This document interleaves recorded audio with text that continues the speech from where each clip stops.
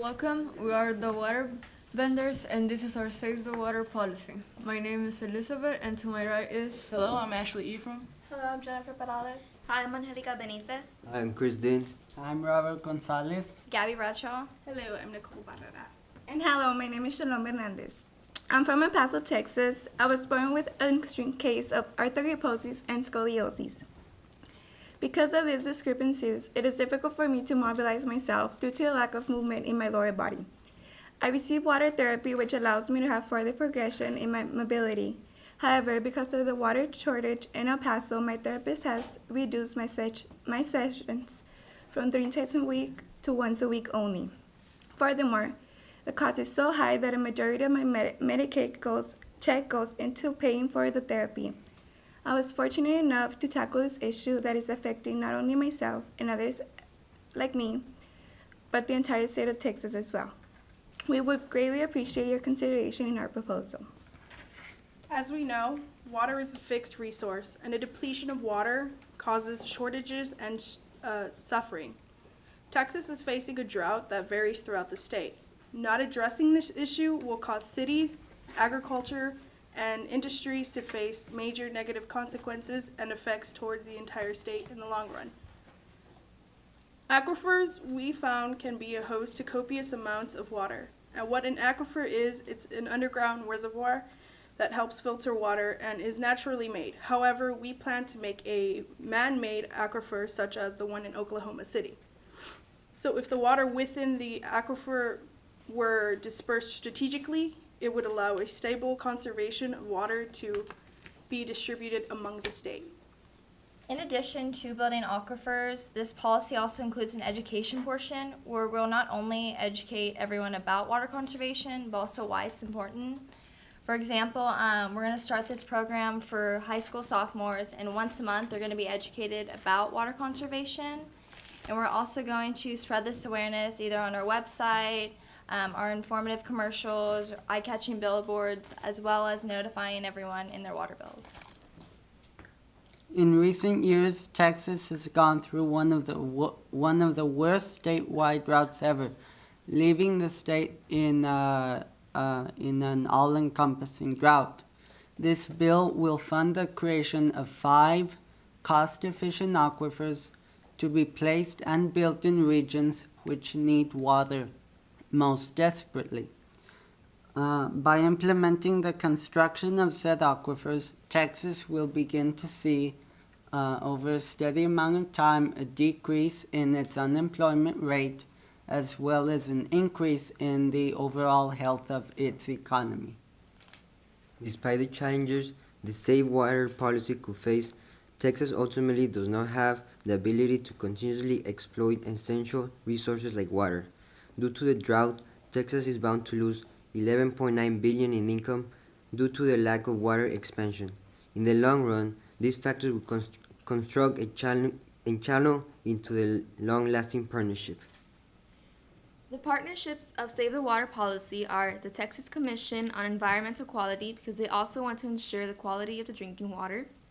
The Texas Water Conservation Association, because of course they also want to conserve water as well as create job opportunities for the public.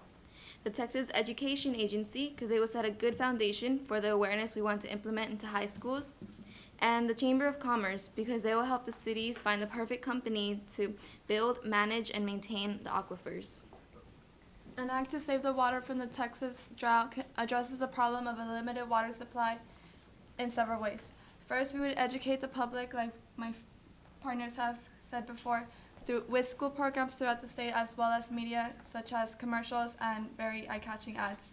Secondly, we would obtain the funds to conduct studies using experts such as geologists and engineers to best determine the locations and future contractors.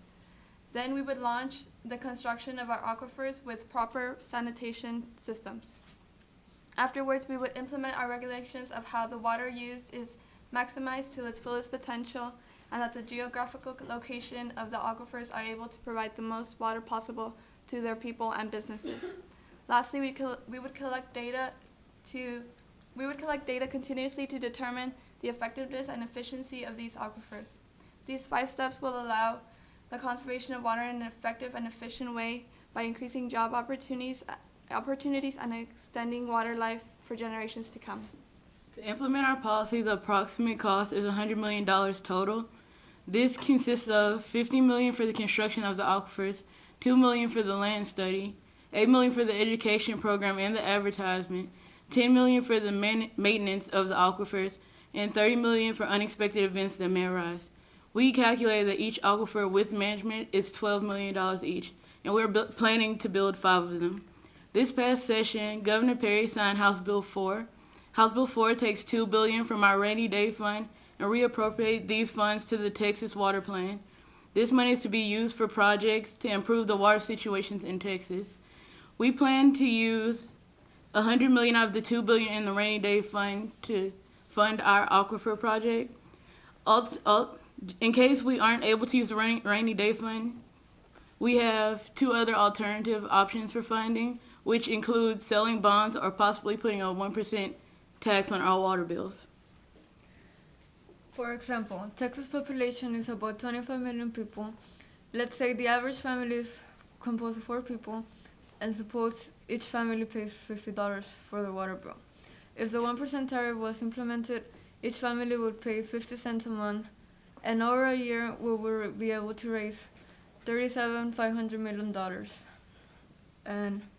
And over time, the money that we borrow will be returned to the companies that help construct, researchers, the media, and to the people in charge of the management of our project.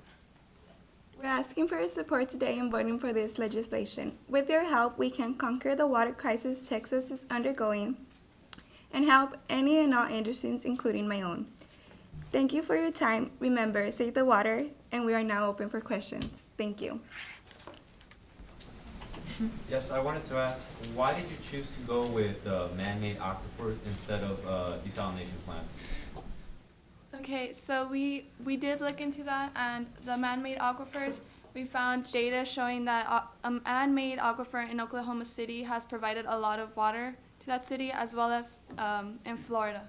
So we're also using the projects of other states to help our own. Yes, our own. And also through research, we found that building these aquifers were faster and cheaper. Yes.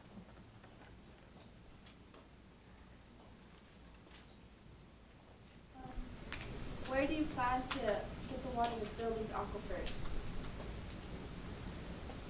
So these aquifers are going to be built in areas of Texas that have plentiful rainfall, because aquifers require rainfall to recharge. So the water from the aquifers will come from the rainfall. How exactly do you plan to get that rainfall to areas where the drought is at? I think Do you want to? the water that's in the aquifer will flow through pipes to the regions that need the water the most, and that's how they'll get the water. To pay for the pipes, that's why we have the $30 million for unexpected events that may arise. So we can fund the pipes too. So, as you just said, the $30 million for the unexpected events. What unexpected events do you foresee that you might need to use those $30 million? For example, the aquifers do already come with a sanitation system, but depending on the more effective place for an aquifer to be placed, they might need a more advanced or more complicated